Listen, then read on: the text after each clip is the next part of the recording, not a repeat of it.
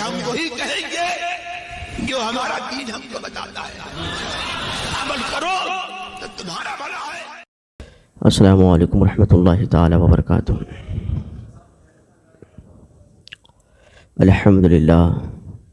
الحمدللہ رب العالمین والعاقبۃ للمتقین، والصلاة والسلام علی رسولہ الکریم وعلی آلہ وصحبہ اجمعین۔ اما بعد فاعوذ باللہ من الشیطان الرجیم، بسم اللہ الرحمن الرحیم۔ ان اولیاؤہ الا المتقون، صدق اللہ العظیم وصدق رسولہ النبی الامین المتین الکریم، ونحن علی ذلک لمن الشاہدین والشاکرین والحمد للہ رب العالمین۔ ان اللہ وملائکتہ یصلون علی النبی یا ایھا الذین آمنوا صلوا علیہ وسلموا تسلیما، اللہم صل علی سیدنا شفیعنا مولانا محمد بارک وسلم، صلو علیہ صلاۃ وسلام علیک یا رسول اللہ صلی اللہ تعالی علیہ وسلم۔ غوث اعظم ممن بے سر و سامہ مدد قبلہ دی، مدد کعبہ ایما مدد بگرداب بلا افتاد کشتی، ضعیفان و شکستہ راہ تو پشتی، بحق خواجہ عثمان ہارونی، مدد کن یا معین الدین چشتی۔ قادریم نعرے یا غوث اعظمی صنم، دمز شیخ احمد رضا خان کتب عالمی صنم، دمز شیخ اختر رضا خان کتب عالمی صنم۔ اعلیٰ حضرت عظیم البرکت مجدد دین و ملت شاہ امام احمد رضا خان فاضل بیلی فرماتے ہیں، یا رسول اللہ، سرور کہوں کہ مالک و مولا کہوں تجھے، باغ خلیل کا گلے زیبا کہوں تجھے، تیرے تو وصف عیب تناہی سے ہے بری، حیران ہوں میرے شاہ میں کیا کیا کہوں تجھے، لیکن رضا نے ختم سخن اس پہ کر دیا، خالق کا بندہ خلق کا آقا کہوں تجھے۔ ایک مرتبہ جی لگا کر عشق مصطفیٰ میں گنبد خضرا میں آرام فرمانے والے آقا، مدنی دادا محسن کائنات فخر موجودات محمد عربی روح فدا صلی اللہ تعالی علیہ وسلم کی بارگاہ میں درود پاک پڑھے۔ اللہم صلی علی سیدنا شفیعنا مولانا محمد بارک وسلم، صلی علیہ صلاۃ وسلام علیک یا رسول اللہ صلی اللہ تعالی علیہ وسلم۔ وہاں کیا مرتبہ اے غوث ہے بالا تیرا، اونچے اونچوں کے سروں سے ہے قدم اعلیٰ تیرا، تجھ سے در در سے سگ سگ سے ہے مجھ کو نسبت، میرے گردن میں بھی ہے دور کا ڈورا تیرا، قسمیں دے دے کر کھلاتا ہے پلاتا ہے تجھے، پیارا اللہ تیرا چاہنے والا تیرا۔ حضرات محترم، یہ مہینہ غوث پاک رضی اللہ تعالی عنہ کے طرف منسوب ہے، جسے ماہ غوث اعظم کہا جاتا ہے۔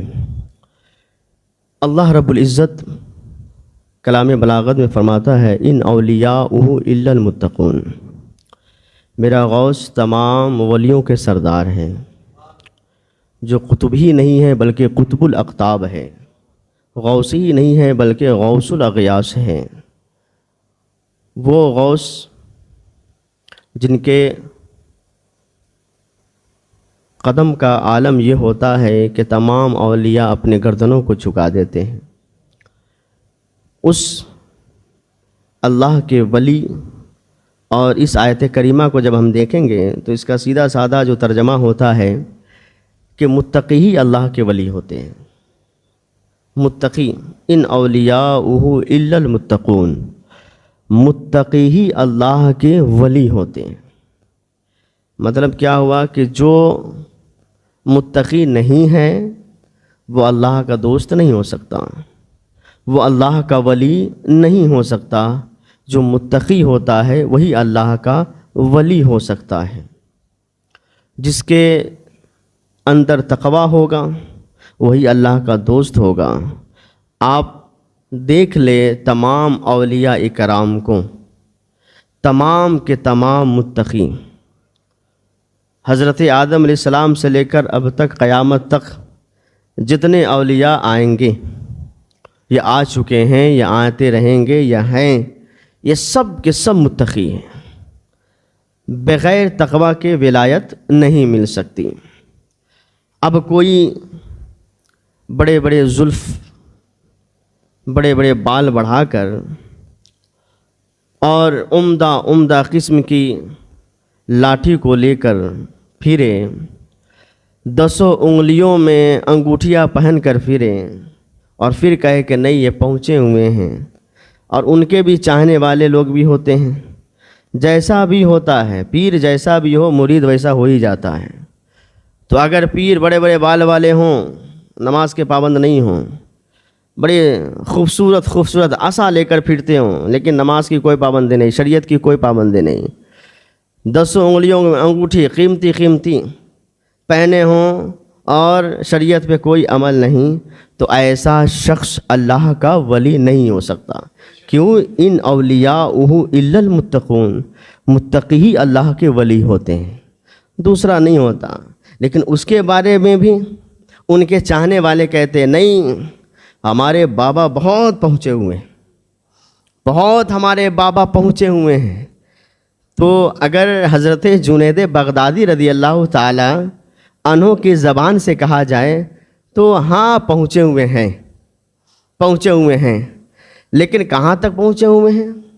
حضرت جنید بغدادی رضی اللہ تعالیٰ عنہ کی بارگاہ میں بھی ایسے ہی کچھ لوگ آئے، اور آنے کے بعد کہتے اے جنید بغدادی، اے سید الطائفہ، حال یہ ہے کہ ایک ایسا شخص ہے جو کہتا ہے ہمیں شریعت پہ عمل کرنے کی ضرورت کیا ہے، ہم تو طریقت والے ہیں، روزہ نماز کی ہمیں ضرورت نہیں ہے، ہم پہنچے ہوئے ہیں، جس کو پہنچنا ہے وہ روزہ نماز کرے، شریعت پہ عمل کرے، ہم تو طریقت والے ہیں، ہم شریعت پہ کیوں عمل کریں؟ لیکن یاد رکھیں، پہلے شریعت اس کے بعد طریقت، پہلے شریعت اس کے بعد معرفت، پہلے شریعت اس کے بعد حقیقت۔ اگر کوئی شریعت کو چھوڑ کر معرفت تک جانا چاہے تو کبھی نہیں جا سکتا، شریعت کو چھوڑ کر کوئی حقیقت تک پہنچنے کی کوشش کرے تو کبھی پہنچ نہیں سکتا، شریعت کو چھوڑ کر کوئی معرفت تک پہنچنا چاہے تو کبھی نہیں پہنچ سکتا۔ شریعت پہ جو چلے گا وہی معرفت تک پہنچے گا، جو شریعت پر چلے گا وہی طریقت تک پہنچے گا، جو شریعت پہ چلے گا وہی حقیقت تک پہنچے گا۔ جیسے ان لوگوں نے کہا اے سید الطائفہ، کچھ لوگ ایسے ہیں جو شریعت پہ نہیں ہیں، اس کے باوجود بھی انہیں کہا جا رہا ہے یہ بہت پہنچے ہوئے ہیں، تو حضرت جنید بغدادی کہتے ہیں اس نے سچ کہا، وہ پہنچے ہوئے ہیں، لیکن کہاں تک پہنچے ہوئے ہیں؟ یہ اللہ یعنی رحمان تک نہیں پہنچے ہیں، بلکہ یہ شیطان تک پہنچے ہیں۔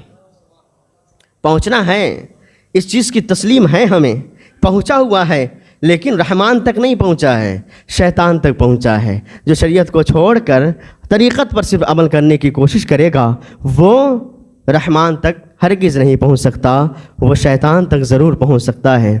اس آیت کریمہ میں جو تقویٰ ہے نا، تقویٰ کے 3 درجے، علامہ بیضاوی رحمۃ اللہ تعالیٰ علیہ نے تقویٰ کے 3 درجے رکھے ہیں۔ پہلا درجہ تقویٰ کا ہے کہ شرک و کفر سے بچنا، تقویٰ کا یہ پہلا درجہ ہے، شرک و کفر سے بچنا یعنی ایمان۔ اب اس کا مطلب یہ ہوا جو اللہ کا ولی ہوگا وہ ضرور ایمان والا ہوگا، جو ایمان والا نہیں ہوگا وہ اللہ کا ولی ہو ہی نہیں سکتا، اس کے اندر تقویٰ ہو ہی نہیں سکتا۔ تو تقوی کا پہلا درجہ جو علامہ بیضاوی رحمۃ اللہ تعالیٰ علیہ نے لکھا ہے، وہ لکھا ہے کفر و شرک سے بچنا۔ اسی لیے اتہاس گواہ ہے، آپ ہسٹری کھول کر دیکھیں، سیرت کھول کر دیکھیں، جتنے اللہ کے ولی ہوئے ہیں وہ سب کے سب متقی ہیں، وہ سب کے سب وہ ایمان والے ہیں۔ کبھی آپ نے یہ نہیں سنا ہوگا، نہ آپ نے پڑھا ہوگا، نہ آپ کو کوئی بتایا ہوگا کہ کوئی وہابی اللہ کا ولی ہو گیا ہے، کبھی آپ نے یہ نہ سنا ہوگا کہ کوئی دیوبندی اللہ کا ولی ہے، آپ نے کبھی یہ نہ سنا ہوگا کہ کوئی قادیانی اللہ کا ولی ہے، کبھی آپ نے یہ نہ سنا ہوگا کہ کوئی مودودی اللہ کا ولی ہے، آپ نے کبھی یہ نہ سنا ہوگا کہ کوئی چکرالوی اللہ کا ولی ہے، آپ نے یہ کبھی نہیں سنا ہوگا کہ کوئی رافضی اور خارجی اللہ کا ولی ہے۔ اللہ کا ولی وہ ہے جو سنی ہے، بد عقیدہ اللہ کا ولی نہیں ہو سکتا۔ دیکھیں غوث پاک سرکار کو، اللہ کے ولی ہے لیکن سنی ہے۔ دیکھیں خواجہ غریب نواز کو، اللہ کے ولی ہے لیکن سنی ہے۔ دیکھیں نظام الدین اولیاء کو، اللہ کے ولی ہے لیکن سنی ہے۔ دیکھیں حضرت بختیار کاکی کو، اللہ کے ولی ہے سنی ہے۔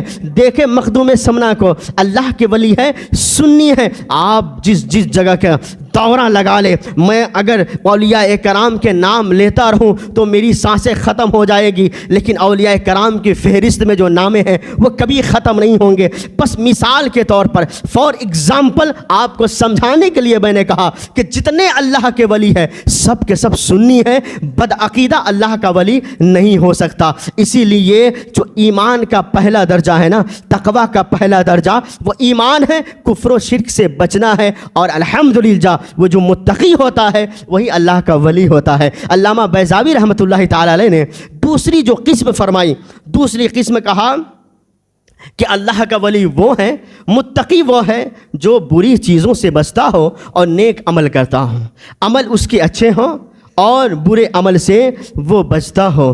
اب بتائیے تو صحیح، جو عمل اچھا کرتا ہے وہی متقی ہو سکتا ہے، اور متقی ہوگا وہی اللہ کا ولی ہوگا۔ تو نماز پڑھنے والا یہ اچھا عمل کرنے والا ہے، روزہ رکھنے والا یہ اچھا عمل کرنے والا ہے، جو زکوٰۃ دیتا ہے یہ اچھا عمل کرتا ہے، جو حج و زیارت کرتا ہے یہ اچھا عمل ہے، جو برائیوں سے بچتا ہے یعنی کہ زنا سے بچتا ہے، چوری سے بچتا ہے، غیبت سے بچتا ہے، چغل خوری سے بچتا ہے، سود خوری سے بچتا ہے، ان تمام چیزوں سے جو بچتا ہے اسے متقی کہا گیا ہے۔ یعنی جو اچھے عمل کو اپنائے، برے عمل سے بچے، اسے ہی متقی کہا جاتا ہے۔ علامہ بیضاوی رحمۃ اللہ تعالی نے جو تیسرے درجے بیان فرمائے ہیں، تیسرے درجہ کہا کہ جس کے دل میں، متقی وہ ہے کہ اس کے دل میں سب سے زیادہ اللہ اس کے رسول کی محبت ہوتی ہے، اللہ اس کے رسول کی سب سے زیادہ محبت ہوتی ہے، وہ متقی۔ یہ حد درجہ بہت بلند مقام ہے،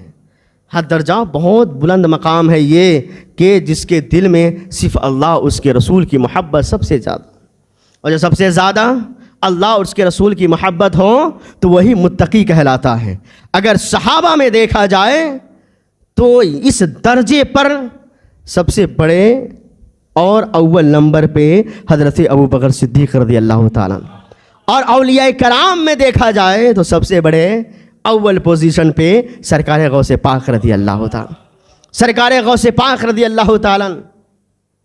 آپ اب جہاں سے میں چھوڑا تھا وہیں سے سٹارٹ کرنے کی کوشش کروں گا۔ سرکار غوث پاک 17 سال تک جیلان میں تعلیم حاصل کرتے رہے۔ 18 سال کی عمر ہوئی، ماں سے اجازت لی کہ اعلیٰ تعلیم حاصل کرنا ہے، بغداد شریف جانا ہے، اور آپ نے اجازت لی، ماں نے اجازت دے دی، 40 اشرفیہ دی ہے، اور پھر سرکار غوث پاک رضی اللہ تعالیٰ ڈاکوؤں کو توبہ کرواتے ہوئے بغداد پہنچ گئے۔ جب بغداد آپ پہنچے تو آپ نظامیہ میں، دارالعلوم نظامیہ میں آپ نے ایڈمیشن لیا، داخلہ لیا۔ علامہ حماد رحمۃ اللہ تعالیٰ علیہ کے درسگاہ میں بیٹھنے لگے۔ جب آپ نے تعلیم کو مکمل کرنا شروع کیا تو حضرت غوث پاک رضی اللہ تعالیٰ 9 سال تک تعلیم حاصل فرمائے ہیں، اور جب علم دین حاصل کرنے لگے تو آپ کو میں نے پہلے ہی کہا تھا کہ ایک مجذوب سے کہا تھا، مجذوب نے کہا تھا نا کہ اے عبد القادر یاد رکھنا، محبوب بن جانا، عاشق مت بننا۔ تو کیا کہا تھا؟ نہیں، میں عاشق بن کر دکھاؤں گا۔ اور عاشق بننے کے لیے بڑا مجاہدہ کرنا پڑتا ہے، نفس کو بہت مارنا پڑتا ہے، تب جا کر عاشق بنتے ہیں۔ ایسے ہی عاشق نہیں بنا جاتا ہے۔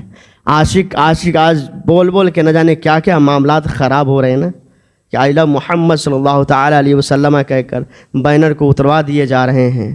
میں یہ کہتا ہوں کہ الحمدللہ آپ عاشق رسول ہیں، آپ کے دل میں عشق ہے تو صرف بینر تک محدود نہ رکھیں۔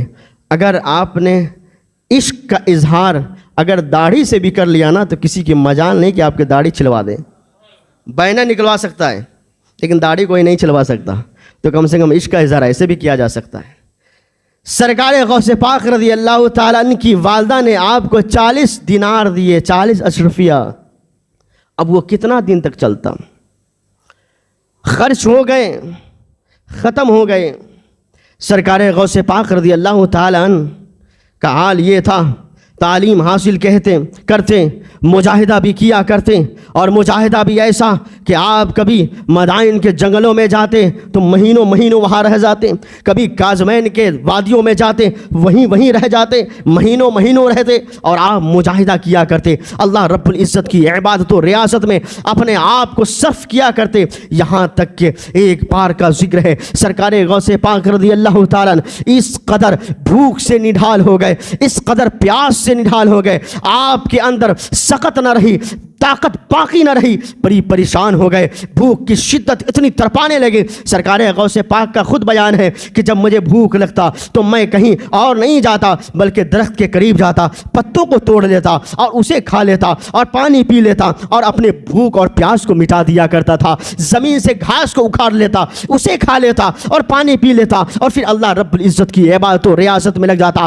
سرکار غوث پاک رضی اللہ تعالیٰ جیسے ہی بھوک سے نڈال ہوئے، ابو طلحہ کہتے ہیں جیسے ہی بھوک سے نڈال ہوئے ہیں آپ چلے گئے دریائے دجلہ کے قریب، وہاں پہ گھاس سبز رنگ کے اگے ہوئے تھے، آپ نے سوچا وہاں جاؤں گا، گھاس اکھاڑوں گا، اسے کھا کر دریائے دجلہ سے پانی پی کر اپنے بھوک اور پیاس کو مٹا دوں گا۔ جیسے ہی آپ دریائے دجلہ کے قریب پہنچے آپ نے دیکھا وہاں 40 اولیاء کرام پہلے سے موجود ہیں جو گھاس پوس کو اکھاڑ کر کھا رہے ہیں۔ سرکار غوث پاک رضی اللہ تعالیٰ آپ نے ایک گھاس کے تنکوں کو نہ اکھاڑا اور آپ وہاں سے واپس چلے گئے، اس لیے کہ اگر میں کھا لوں گا تو جو پہلے سے ہے اگر انہیں نہ ملے گا تو میں کیا کروں گا۔ آپ وہاں سے چلے گئے، میں بھوکا رہ سکتا ہوں لیکن یہ جو گھاس بھوس ہے جو اولیاء کرام پہلے سے اسے چن چن کر کھا رہے ہیں، میں ان کے حق تلفی نہ کر سکتا ہوں۔ آپ چلے گئے اور جانے کے بعد محلہ قطیہ میں پہنچے ہیں، محلہ قطیہ میں پہنچے، ایک شخص آیا آپ کے پاس اور آنے کے بعد ایک پڑیا دیا ہے۔ سرکار غوث پاک نے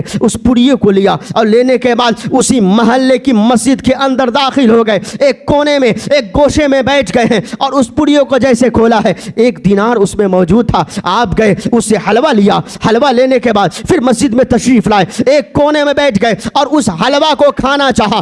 دیکھتے کیا ہے، جس کاغذ پر حلوہ رکھا تھا آپ نے دیکھا اس کاغذ پہ لکھا ہوا ہے کہ میں اپنے مومنین بندوں کو اس لیے غذا دیتا ہوں جب وہ کھائے گا اس سے اس کے اندر طاقت و قوت ہوگی، اس سے میری عبادت کرے گا۔ سرکار غوث پاک کہتے ہیں اے پاک پروردگار عالم، میرے اندر ابھی طاقت و قوت باقی ہے کہ میں تیری عبادت و ریاست کر سکتا ہوں، مجھے حلوے کھانے کی ضرورت نہیں ہے۔ آپ نے 2 رکعت نفل نماز ادا فرمائی، نماز ادا فرمانے کے بعد آپ حلوہ وہیں چھوڑ دیے، مسجد سے باہر نکل گئے اور پھر وہاں سے آپ چلنے لگے۔ جاتے جاتے آپ اس قدر بھوک سے نڈھال ہو گئے کہ آپ کے قدم جہاں جمانے تھے وہاں جمنا نہ تھا، ادھر ادھر قدم لڑکھڑانے لگتے تھے۔ بھوک کی شدت اس طرف بڑھ گئی تھی، پیاس کی شدت اس طرف بڑھ گئی تھی کہ ایسا لگتا تھا اب غشی طاری ہو جائے گا، اب بے ہوش ہو جائیں گے، اب زمین پر گر جائیں گے۔ سرکار غوث پاک شہر آتے ہیں، شہر کے جامع مسجد کے اندر داخل ہو جاتے ہیں، ایک کونے میں بیٹھ جاتے ہیں، دماغ نہیں کام کر رہا، فکر کام نہیں کر رہا، بدن کام نہیں کر رہا، پریشان ہو گئے۔ ایک کونے میں دیوار سے ٹیک لگا کر سرکار غوث پاک بیٹھے ہوئے ہیں۔ اتنے دیر میں ایک مسافر آتا ہے، اسی جامع مسجد میں داخل ہوتا ہے اور دوسرے کونے پر وہ بیٹھ جاتا ہے۔ بیٹھنے کے بعد اپنے وہ تھیلے میں سے روٹی نکالتا ہے، گوشت کی بوٹیاں نکالتا ہے اور اپنے سامنے رکھ لیتا ہے۔ سرکار غوث پاک فرماتے ہیں میں دیکھ رہا تھا وہ مسافر ایک کونے میں بیٹھ کر اپنے تھیلے سے روٹی نکالا ہے، گوشت نکالا ہے، سامنے رکھ کر کھانے کی کوشش کر رہا ہے۔ سرکار غوث پاک فرماتے ہیں جیسے جیسے وہ روٹی کے ٹکڑے کو نکال کر گوشت کے سالن میں لگا کر جب اسے اپنے منہ کے اندر ڈالتا تھا لقمہ بنا کر، سرکار غوث اعظم فرماتے ہیں میں بھی اسے دیکھتا تھا، جب وہ منہ کھولتا تھا لقمہ اندر ڈالنے کے لیے اچانک میرے بھی منہ کھل جاتے تھے۔ بھوک کی وجہ سے میں نے اپنے نفس پر ملامت کی اور کہنے لگا اے عبد القادر کیا تیرے لیے یہی بس ہے، کیا تم یہی تک برداشت کر سکتے ہو؟ عبد القادر کوئی کھاتا ہو کھانے دو، لیکن تم اے نفس یاد رکھنا تمہارے لیے اللہ کافی ہے، اللہ کا بھروسہ کافی ہے۔ تم ہرگز اپنے آپ پر یہ نہ سوچنا کہ مجھے کھانے کے لیے نہیں ملا ہے، اپنے نفس پر ملامت ڈالتے رہے۔ اچانک وہ مسافر دیکھتا ہے سرکار غوث پاک رضی اللہ تعالی عنہ کے طرف، تو کہتا ہے نوجوان ادھر تشریف لائیے۔ سرکار غوث پاک ہے اپنی جگہ سے کسی طرح بھی کھڑے ہوتے ہیں، اس مسافر کے پاس تشریف لاتے ہیں جیسے لانا تھا۔ اب وہ مسافر کہتا ہے اے نوجوان تو لگتا ہے بہت بھوکا ہے، مجھے ایسا محسوس ہوتا ہے کہ تو بہت بھوکا معلوم ہوتا ہے۔ نوجوان آؤ میرے ساتھ، اس کھانے کو ہم دونوں مل کے تناول کریں گے، ہم دونوں مل کر کھائیں گے۔ اتنا کہنا تھا، سرکار غوث پاک رضی اللہ تعالیٰ قریب گئے ہیں اور روٹی کے ٹکڑے کو اٹھایا ہے، گوشت میں لگایا ہے، ابھی اپنے منہ تک اس لقمے کو لے کر گئے ہی تھے کہ وہ کہتا ہے اے نوجوان سنو، یہ نہ میرا ہے نہ یہ تیرا ہے، لیکن تجھے اجازت ہے، تم کھا سکتے ہو۔ سرکار غوث پاک فرماتے ہیں اے مسافر، یہ بات مجھے سمجھ میں نہیں آئی کہ تم کہتے ہو نہ یہ میرا ہے نہ یہ تیرا ہے، لیکن پھر بھی کھا سکتے ہیں۔ سرکار غوث پاک فرماتے ہیں جب یہ نہ تو میرا ہے نہ تو یہ تیرا ہے تو میرا حق نہیں بنتا، میں اسے نہیں کھا سکتا۔ میں کیسے کھا لوں کہ اس کا مالک یہاں پر موجود نہیں ہے؟ میں کسی کی اجازت کے بغیر کسی کے حق نہیں مار سکتا، کسی کا نہیں کھا سکتا۔ سرکار غوث پاک نے ہمیں کیا کیا تعلیم عطا فرمائی ہے، اس قدر بھوک سے نڈال ہے۔ آج اگر دیکھا جائے پیٹ بھرا ہوا ہے لیکن پھر بھی ایک مسلمان دوسرے مسلمان کو لوٹ رہا ہے، پیٹ بھرا ہوا ہے اس کے باوجود بھی ایک مسلمان دوسرے مسلمان کو تباہ میں لگا ہوا ہے، یہ پیٹ بھرا ہوا ہے، مال و دولت ہے، اس کے باوجود بھی دوسرے کا حق مارنے سے نہیں قطراتے، حق مارنا شروع کر دیتے ہیں۔ سرکار غوث پاک نے یہ تعلیم ہمیں عطا فرمایا، کہا اے مسافر نہ یہ تیرا ہے نہ یہ میرا ہے تو مجھے اس پر کوئی حق نہیں بنتا ہے، میں اس کھانے کو نہیں کھاؤں گا۔ اور یہ تو بتا دو یہ تم نے کیسے کہہ دیا نہ یہ میرا ہے نہ یہ تیرا ہے؟ یہ تو ٹھیک ہے میرا نہیں ہے لیکن لانے والے تم ہو، تیرا ہو سکتا ہے، اپنے تھیلی سے تم نے نکالا، تیرا ہو سکتا ہے، تم نے اپنے منہ میں لقمہ بنا کر اسے ڈالا تو تمہارا یہ ہو سکتا ہے، میرا تو نہیں ہے۔ مسافر کہتا ہے اے نوجوان آپ نے میرے حالات سے پہلے واقفیت لے لیجئے، میرے حالات کیا ہے، اب میں آپ کو اپنی حالات سے متنبع فرماتا ہوں، میں آپ کو اپنی حالات سے باخبر کرتا ہوں۔ جانتے ہیں اے نوجوان میں نے کیوں کہا یہ کھانا میرا نہیں ہے اور تیرا نہیں ہے، لیکن پھر بھی آپ کھا سکتے ہیں۔ اس قدر انہوں نے جب کہنا شروع کیا، سرکار غوث پاک فرماتے ہیں بتاؤ صحیح مسافر تم نے ایسی بات کیوں کہی؟ اب وہ مسافر کہتا ہے اے نوجوان جانتے ہو میں جیلان کا رہنے والا ہوں۔ سرکار غوث پاک رضی اللہ تعالی عنہ کے چہرے پہ مسکراہٹ آ گئی، کہا جیلان کا رہنے والا تو میں بھی ہوں، لیکن اس مسافر کو نہیں معلوم تھا کہ سامنے جو نوجوان بیٹھا ہے وہ شیخ عبد القادر جیلانی ہے۔ انہیں نہیں پتا تھا، کہا میں جیلان کا رہنے والا ہوں، اور جب میں جیلان سے تجارت کے غرض سے بغداد شریف آ رہا تھا تو جب آنے لگا تو جیلان میں ایک پاک دامن خاتون ہے، ایسی خاتون کہ جب بارش نہیں ہوتی ہے لوگ اس خاتون کے پاس چلے جاتے ہیں، اور جب وہ خاتون دعا کرتی ہے رب کی بارگاہ میں تو اللہ بارش عطا فرما دیتا ہے۔ سرکار غوث پاک فرماتے بتاؤ تو صحیح وہ کون ہے؟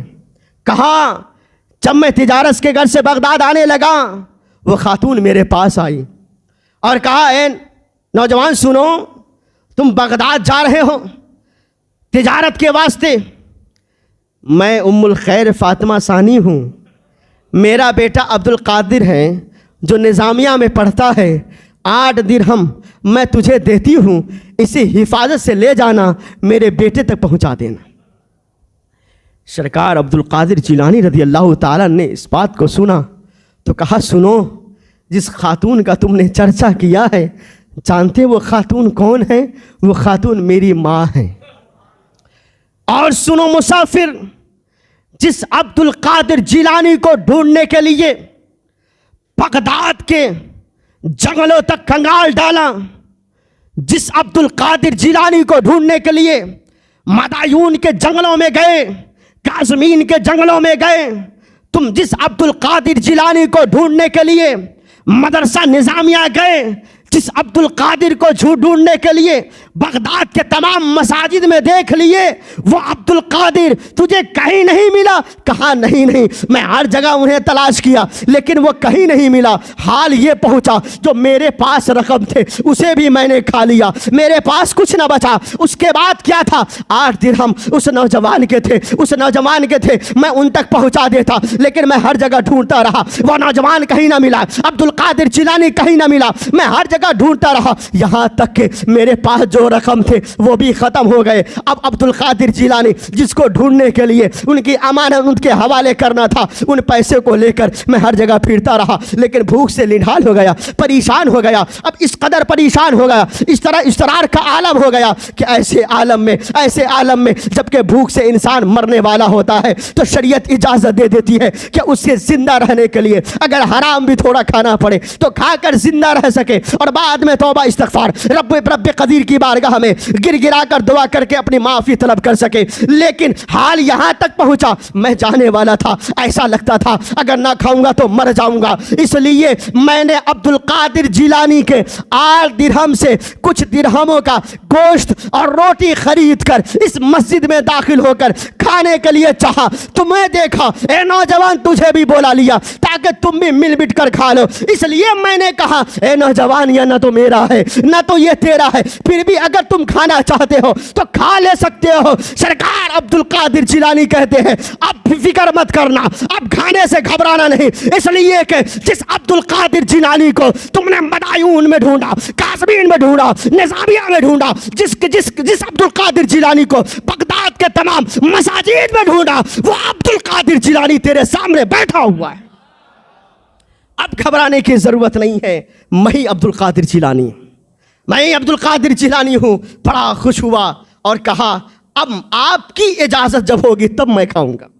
وہ مسافر کہتا ہے اب آپ کی اجازت ہوگی، کل پہلے سے تو آپ یہ سمجھتے تھے کہ میں اجازت دے دوں تب آپ کھائیے گا، لیکن اب معلوم ہوا پیسہ بھی آپ کا ہے، کھانا بھی آپ کا ہے اور یہ مال بھی آپ کا ہے، اگر آپ اجازت دیں گے تب میں کھا سکتا ہوں۔ سرکار عبد القادر جیلانی تو وہ ہے کھلانے میں سب سے اعلیٰ ہے۔ سرکار عبد القادر جیلانی تو ایسا کھلاتے تھے کہ آج بھی ان کا باڑا بٹ رہا ہے، آج بھی وہاں لوگ کھاتے پیتے ہیں۔ سرکار غوث پاک کا ایک قول خود ہے، فرماتے ہیں میں نے تمام نیکیوں کو الٹ پلٹ کر دیکھا کہ سب سے زیادہ کس کام میں سب سے زیادہ نیکیاں ہے، میں نے تمام نیکیوں کو کھنگال ڈالا کہ جس کے کرنے سے نیکیاں زیادہ ہوتی ہے۔ میں نے جب تمام کو دیکھا ان میں سے سب سے زیادہ کھانا کھلانے میں اللہ نے نیکی رکھا ہے۔ آپ نے کھانا کھلایا اور کھانا کھلانے کے بعد کچھ رقم بچے اسے لائے اور لانے کے بعد حال یہ تھا کہ کبھی آپ نے بچایا نہیں، بلکہ اس پیسے کا جو کھانا ملا اسے لیا آپ نے اور مدرسہ پہنچے، تمام کو دعوت دی اور سب کو اسی وقت کھلا دیا۔ اگر چاہتے تو رکھ لیتے کہ بڑی پریشانی ہوئی تھی، پہلے کچھ نہ ملا تھا، یہاں تک کہ گھاس پھوس بھی نہیں ملا کہ کھا سکوں، اس لیے بچا کے رکھ لیا جائے۔ لیکن وہ غوث ہے سب کو کھلانے والا، وہ غوث خود بھوکا رہتا ہے سب کو کھلاتا ہے، وہ غوث خود پیاسا رہتا ہے سب کو کھلاتا ہے، وہ غوث اپنا خیال نہیں کرتا لیکن اوروں کا خیال کرتا ہے، اسی لیے اسے شیخ عبد القادر جیلانی کہا جاتا۔ سرکار عبد القادر جیلانی ہر ایک طرح سے ہمیں ادب سکھایا، یہاں تک کہ سرکار غوث پاک رضی اللہ تعالی عنہ نے ہمیں ہر اعتبار سے ادب سکھاتے ہوئے ہمیں یہ بھی سکھایا کہ جب علماء کی بارگاہ میں جاؤ تو کس طرح جاؤ، جب کسی اولیاء کی بارگاہ میں جاؤ تو کیسے جاؤ۔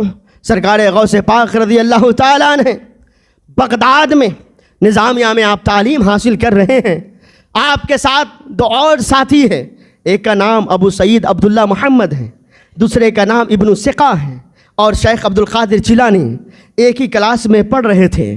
اسی سمے، اسی وقت، اسی زمانے میں، اسی دور میں ایک غوث ہوا کرتے تھے، بغداد شریف میں غوث ہوا کرتے تھے۔ تو ان لوگوں نے پلان بنایا کہ ایسا کرتے ہیں، بغداد میں جو غوث ہیں ان سے ملتے ہیں، ان سے ملاقات کرتے ہیں اور پھر ان سے باتیں کریں گے اور اس غوث کا عالم یہ تھا کہ کبھی وہ بغداد میں رہتے، کبھی وہ چھپ جاتے، کبھی ظاہر ہوتے، کبھی چھپ جاتے۔ اب یہ تینوں نے جیسے ہی مشورہ کیا تو ابو سعید عبداللہ محمد اور ابن السقا نے یہ کہا، اے عبد القادر، ابن السقا کہتا ہے عبد القادر سنو، جب ہم تینوں وہاں جائیں گے تو میں ایک سوال ایسا کروں گا، اس غوث سے ایک سوال ایسا کروں گا کہ وہ لاجواب ہو جائیں گے، انہیں جواب بھی نہیں بن پڑے گا، اور جب وہ جواب نہیں دیں گے تم لوگ ہنسنا وہ ذلیل ہو جائیں گے۔ دوسرے نے کہا، ابو سعید عبداللہ محمد نے، کہ میں بھی ایک سوال کر کے دیکھوں گا وہ جواب دے سکتے ہیں یا نہیں۔ تینوں میں بات ہوئی، لیکن سرکار غوث پاک کیا کہتے ہیں؟ میرا غوث کہتا ہے تم سوال کرنا، میں تو ان سے برکتیں حاصل کروں گا۔ یہ سرکار غوث پاک ہے جو ہمیں ادب سکھا رہے ہیں کہ اولیاء کی بارگاہ میں جایا جاتا ہے تو کیسے جایا جاتا ہے، علماء کی بارگاہ میں حاضری ہوتی ہے تو کیسے حاضری ہوتی ہے۔ سرکار غوث پاک رضی اللہ تعالیٰ عنہ ہیں، ابو سعید عبداللہ محمد ہیں، ابن السقا ہیں، تینوں کے تینوں گئے اس غوث سے ملنے۔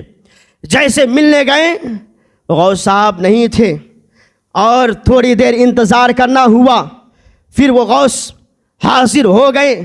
اب جیسے حاضر ہوئے اس غوث نے پہلا نگاہ ڈالا، پہلی نظر ڈالی ابن السقا کی طرف اور کہنے لگے، اے ابن السقا، تم نے یہ سوال سوچا تھا اور یہ سوچ کر آئے تھے کہ میں یہ سوال کروں گا تو وہ بے بس ہو جائیں گے، جواب نہ دے سکیں گے، لاجواب ہو جائیں گے اور میں ذلیل ہو جاؤں گا۔ اے ابن السقا سنو، تیرا سوال یہ ہے اور اس کا جواب یہ ہے۔ ابن السقا پریشان ہو جاتا ہے اور اس کے بعد وہ غوث کہتے ہیں، سنو ابن السقا، تمہارا حال یہ ہوگا کہ تم تو بہت بڑے عالم دین بنو گے، تم بہت بڑے عالم دین بنو گے، اپنے سے کئی علماء کو تم مات دے سکو گے، لیکن یاد رکھنا ایک وقت ایسا آئے گا کہ تم کفر میں چلے جاؤ گے، ایمان تیرے اندر سے نکل جائے گا، تو کافر و مرتد ہو جائے گا۔ ابن السقا مسکرا کر رہ گیا، اسے نہیں معلوم تھا اس وقت کے ایک ولی کی زبان تھی۔ جیسے ہی اس نے یہ بات کہی ہے اس کے بعد وہ غوث دیکھے ہیں ابو سعید عبداللہ محمد کی طرف، اور دیکھنے کے بعد کہتے سنو، تم نے یہ سوچا تھا کہ میں بھی ایک سوال کر کے دیکھوں گا، پتہ نہیں وہ غوث جواب دیں گے یا نہیں دیں گے۔ یاد رکھنا دنیا تم پر اس قدر تنگ ہو جائے گی کہ تم دنیا میں رہنا گوارا نہیں کرو گے، تم پریشان ہو جاؤ گے، دنیا تجھ کو کاٹنے دوڑے گی۔ اسی طرح جب اس نے دیکھا ہے سرکار غوث پاک رضی اللہ تعالیٰ عنہ کو، خواجہ قریب سرکار عبد القادر جیلانی، شیخ عبد القادر جیلانی رضی اللہ تعالیٰ عنہ کی طرف جیسے ہی وہ غوث دیکھتے ہیں، دیکھنے کے بعد کہتے ہیں، اے نوجوان تو دور کھڑا نہ ہو، قریب آ جاؤ۔ سرکار عبد القادر جیلانی کو قریب کرتے ہیں، اپنے سینے سے لگاتے ہیں اور کہتے ہیں، سنو میری یہ پیشن گوئی ہے، ابن السقا کا حال یہ ہوگا کہ وہ کفر میں چلا جائے گا، اور ابو عبداللہ محمد کا حال یہ ہوگا کہ دنیا اس پر تنگ ہو جائے گی۔ لیکن اے عبد القادر جیلانی، میں تیرے لیے بات کہتا ہوں، بغداد کے جامع مسجد سے تم کہنا، قدمی ہادہی رقبۃ علی کل ولی اللہ، کہ میرا قدم تمام اولیاء کے گردنوں پر ہے، تو اس وقت جتنے اولیاء کاملین ہو گئے سب اپنے گردنوں کو جھکا دیں گے۔ اے عبد القادر جیلانی، اس وقت تمام اولیاء اپنے گردنوں کو جھکائیں گے، آج میں اپنے گردن کو جھکاتا ہوں۔ اور یہ بات کہی ہے شیخ ابو سعید عبداللہ محمد خود کہتے ہیں، ہم تینوں آدمی چلے آئے، مدرسہ نظامیہ میں آ گئے، پڑھنا شروع کیا، لیکن حال کیا ہوگا، وقت گزرتا گیا، گزرتے میں نے دیکھا ابو سعید عبداللہ محمد خود کہتا ہے، ابن السقا بہت بڑا عالم دین بڑھ گیا، بہت بڑا عالم دین بڑھ گیا، اتنا بڑا عالم دین بڑھ گیا کہ کوئی بھی عالم اس کے سامنے آتا تو اسے مات دے دیتا تھا، کبھی کوئی عالم اسے جیت نہیں سکتا تھا۔ اسی طرح جیسے ہی ان کے استاذ نے ان کو بھیجا، کہا شاہ روم کی طرف جاؤ، وہاں دین کی تبلیغ کرنا۔ جیسے ابن السقا شاہ روم یعنی روم چلا گیا، روم کے بادشاہ کے پاس گیا، بادشاہ روم کے پاس جانے کے بعد شاہ روم نے بڑے پادریوں کو بلایا، تمام کو مات دیتا رہا، ہر پادری بہت سوالات کیے، ابن السقا سب کے جواب دیتا رہا، سب کو مان کر دیا، لوہا مان لیا گیا۔ ابن السقا کا شاہ روم کہتا ہے، اب تم میرے یہاں رہا کرو۔ شاہ روم کے یہاں جیسے ابن السقا رہنے لگا، اس نے ایک مرتبہ ایک عورت کی طرف نگاہ دکھایا، جیسے ہی ایک لڑکی کی طرف اس کی نگاہ گئی، اب اس پر وہ فیدہ ہو گیا، فریفتہ ہو گیا، دل نے چاہا کہ اب میں ان سے شادی کروں گا، یہ دل نے خیال پیدا کیا۔ جیسے ہی اس کا خیال بڑھتا چلا گیا، شاہ روم سے کہتا ہے میں اس لڑکی سے شادی کرنا چاہتا ہوں۔ شاہ روم کہتا ہے سنو سنو، اب یہ انگل پہ پھنسا ہے، اب چنگول میں پھنسا ہے، یہ تو بڑے بڑے علماء کو مات دے دیا، بڑے بڑے پادری عالم آئے، سب کو یہ ہرا ڈالا ہے، لیکن اب بات آئی ہے ایک عورت کی۔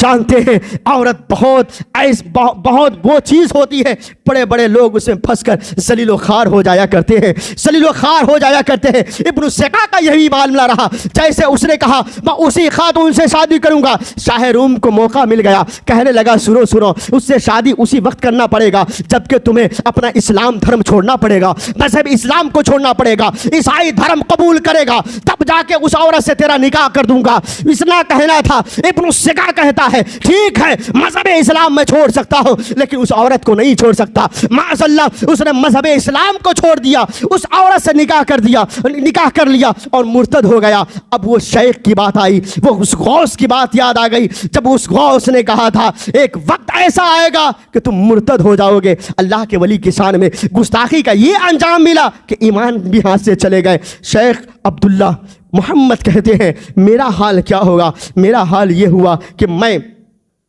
محکمہ اوقات کا گورنر بنا، وزیر بنا، مجھے زنگی شہید رحمت اللہ تعالی علیہ نے انہوں نے محکمہ اوقات کا وزیر بنا دیا، اور حال یہ ہوا کہ لوگ مجھے جینے نہیں دیے، دنیا مجھ پر تنگ ہو گئی، اور حال یہ ہوا کہ میں ہر روز دعا کرتا تھا اس دنیا میں نہیں رہوں گا، اس دنیا میں نہیں رہوں گا، ہمیشہ پریشان رہتا تھا، بستر پہ مجھے نیند نہیں آتی تھی، باہر ٹہلتا تھا تو پریشان ہو جاتا تھا، ایسا لگتا تھا دنیا مجھے کاٹتی دوڑ رہی ہے۔ اور پھر جب شیخ عبد القادر جیلانی کا نمبر آیا، تو شیخ عبد القادر جیلانی نے بغداد کے جامع مسجد سے جب آپ نے کہا تھا قدمی ہذہ علی رقبۃ لکل ولی اللہ، کہ میرا قدم تمام اولیاء کے گردنوں پر ہے، تو تمام اولیاء کرام نے اپنے اپنے گردنوں کو جھکا دیا۔ خواجہ غریب نواز خراسان میں بیٹھ کر آپ مجاہدہ کر رہے تھے، آپ وہاں پر عبادت و ریاست میں مشغول تھے، کہنے لگے اے غوث پاک عبد القادر جیلانی، سب کے گردنوں پر تیرا قدم رہے گا، لیکن یہ خواجہ غریب نواز، یہ معین الدین اپنے سر کو بھی جھکاتا ہے، اور میرے سر پر بھی آپ کا قدم ہے، اپنے آنکھوں کو بھی آپ کی بارگاہ میں پیش کرتا ہے، آپ کا قدم میری آنکھوں پر بھی ہے، میرے گردن پر بھی ہے، جہاں چاہیے رکھیے قدم غوث یاد۔ یہ میرا غوث تھا جو تمام اولیاء کے سردار، اور ایسے ہی نہیں بنے، علم حاصل کیا، مجاہدہ کیا، اور صرف ناموری والی عشق کا نعرہ نہیں لگایا بلکہ سچا عاشق رسول بن کر دکھایا، اپنے آپ کو جلایا نبی کے عشق میں، اپنے دل و دماغ کو جلایا نبی کے عشق میں۔ اس کے بعد شیخ عبد القادر جیلانی غوث پاک بنا۔ ایسا ہی نہیں بنا عشق تیرے صدقے چلنے سے چھٹے سستے، جو آگ بجھا دے گی وہ آگ لگائی ہے۔ میرے غوث پاک کا ایسا معاملہ تھا کہ آپ جب تعلیم بھی حاصل کر لیے، مجاہدہ بھی کر لیے، عبادت و ریاضت کرنے کے بعد جب آپ مجلس سجاتے تو آپ بیان نہیں کرتے، واعظ و نصیحت لوگوں کو نہیں کرتے۔ لوگ آ کر کہتے اے شیخ میرے آپ کچھ واعظ و نصیحت فرمائیے، پھر بھی آپ کچھ بیان نہیں کرتے۔ اتنے میں سرکار غوث پاک خود ہی فرماتے ہیں میں نے تو اپنے نانا جان نبی پاک صلی اللہ تعالیٰ علیہ وسلم کو خواب میں کئی مرتبہ دیکھا، لیکن ایک بار ایسا ہوا بیداری کے عالم میں میرے نانا جان حاضر ہو گئے، بیداری کے عالم میں میرے نانا جان حاضر ہو گئے۔ جب مصطفیٰ کریم حاضر ہوئے کہنے لگے میرے نواسے عبد القادر بیان کیوں نہیں کرتے، واعظ و نصیحت کیوں نہیں کرتے؟ تو میں نے کہا نانا جان میں تو اجمی ٹھہرا، بغداد میں بڑے بڑے علماء ہیں، ان سب کے سامنے میں کیسے بیان کروں، میں کیا بولوں، کیا واعظ و نصیحت کروں، مجھے سمجھ میں نہیں آتا۔ میرے مصطفیٰ نے کہا عبد القادر اپنے منہ کو کھولو۔ سرکار عبد القادر جیلانی کہتے میں نے منہ کو کھول دیا، میرے مصطفیٰ کریم صلی اللہ تعالیٰ علیہ وسلم نے 7 مرتبہ میرے منہ میں تھوکا، اور اس کے بعد کہا عبد القادر اب بیان کرنا. میرے مصطفیٰ ابھی گئے تھے کہ حضرت علی آ گئے. حضرت علی آ گئے. حضرت علی نے کہا جو مصطفیٰ کریم صلی اللہ تعالیٰ علیہ وسلم عمل پیش کیے میں بھی وہ کرنا چاہتا ہوں. میرے بیٹے اپنے منہ کو کھولو.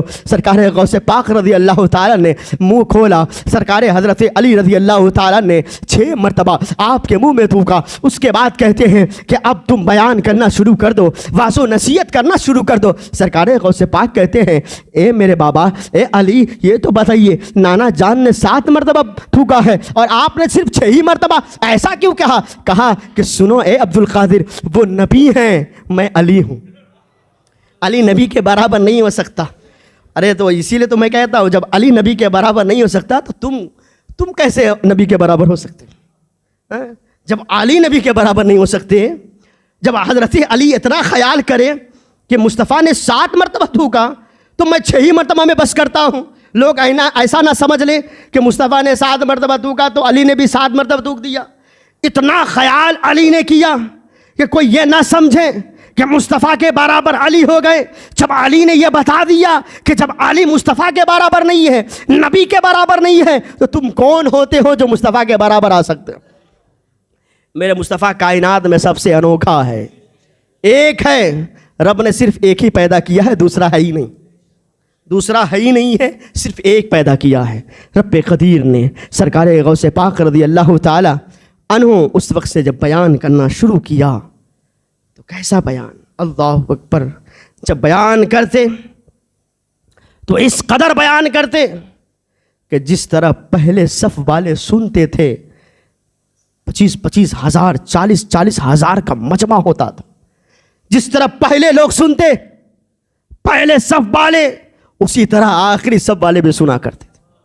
یہ بھی ایک کرامت تھی سرکار غوث پاک کی. جس طرح پہلے صف والے سنتے تھے ویسے ہی آخری صف والے سنتے تھے. اس وقت مائک نہیں تھا کہ جہاں چاہیں وہاں تک پہنچا دیں, زبانی سے کہیں تک پہنچا دیا کرتے تھے.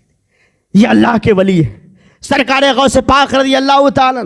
اور حال یہ ہوتا تھا بیان کا, جب بیان فرماتے تو لوگ اس قدر مجلس میں بیٹھا کرتے جیسا کہ ان کے سروں پر پرندے بیٹھے ہیں.